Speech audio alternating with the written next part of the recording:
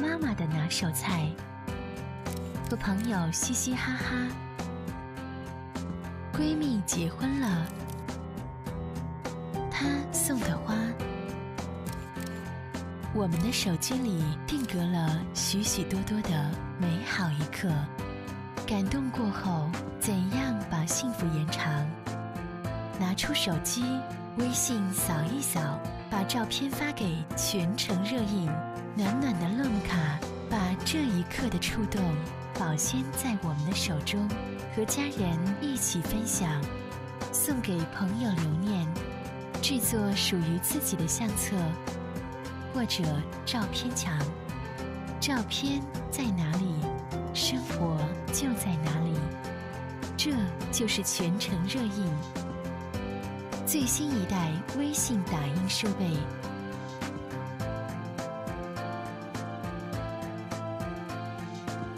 美好不曾流逝，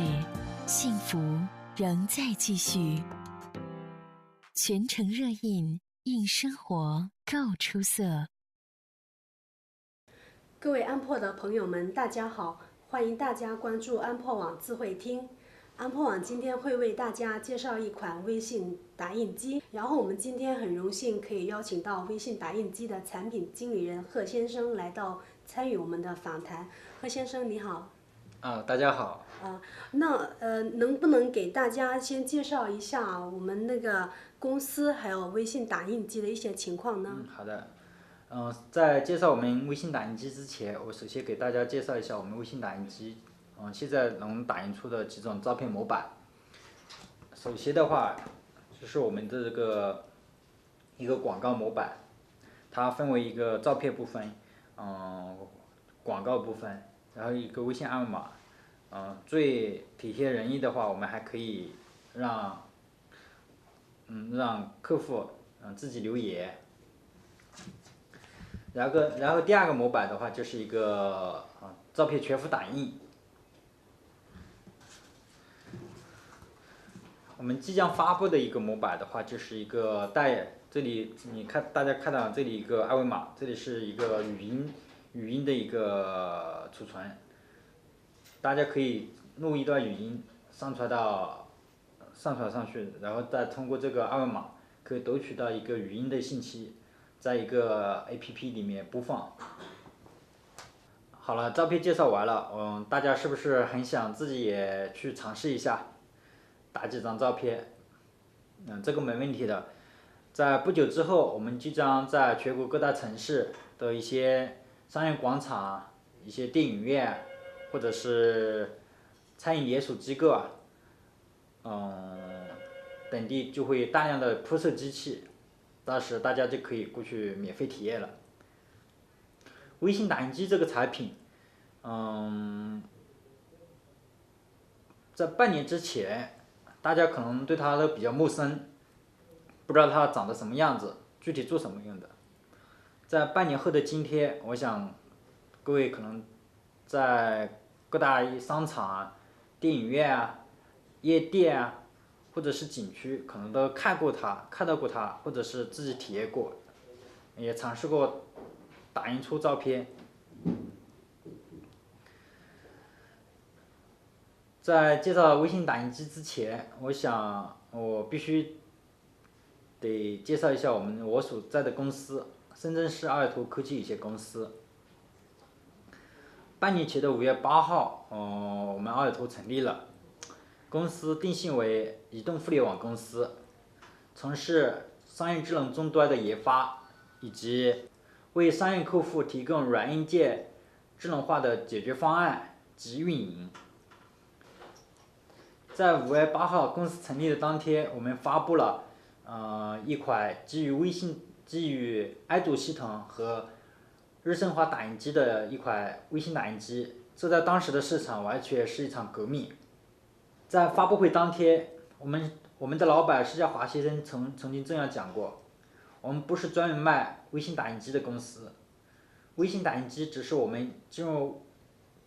商业智能终端的一个敲门砖。跟微信打印机的同行来比，我们的产品从起点就不同。现在跟大家分享一下什么是微信打印机，说简单一点，它就是一个微信平台加一个照片打印机的一个组合，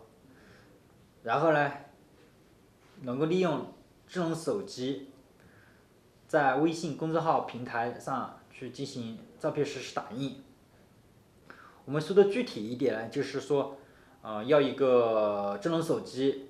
然后再就是通过微信平台的微信公众号，我们去上传照片，上传照片之后，我们把照片上传到服务器，然后再经过微信第三方平台，再通过我们自己的服务器去打印出照片。这其中我们要涉及到一些什么地方呢？首先就是一个第三方平台，一个 CMS 管理后台，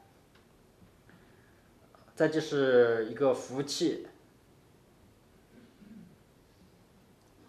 最终达到就是说打印出照片的一个目的。当然我讲的这些都是最基本的打印出照片。这个对做好一款微信打印机来说是完全不够的。然后我们从那个运营和那个体验感出发，我们在打印机上添加了，比如说多二维码打印、多照片的模板，这就是微信支付。一个从系统上来说，我们有那个后台的管理、系统维护升级。从体验感呢，我们增加了，比如说距离感应啊，智能屏保啊之类的一些商业运作模式。我想问一下，为什么会考虑做一款微信打印机呢？仅仅是为了和微信入口合作，还有结合热点吗？安卓智能手机开始普及之后，也悄然改变了大家的一个生活习惯。拍照就是最大的改变。现在人都喜欢随时随地的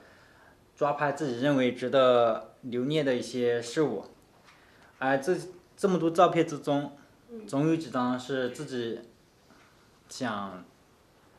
值得打印出来，永远珍藏的。而微信呢，它是现在使用最广泛的一款社交软件，使用微信公众号作为一个入口，来实现照片打印，是为了让消费者更加容易接受和使用我们的机器。当然也开展微信公众平台这一个社交平台一个最大的一个潜力，粉丝经济，这个我就不多说了。然后呢，我们的智能终端交付机器在设计上，首先考虑到是产品的娱乐性，也就是消费者广义上的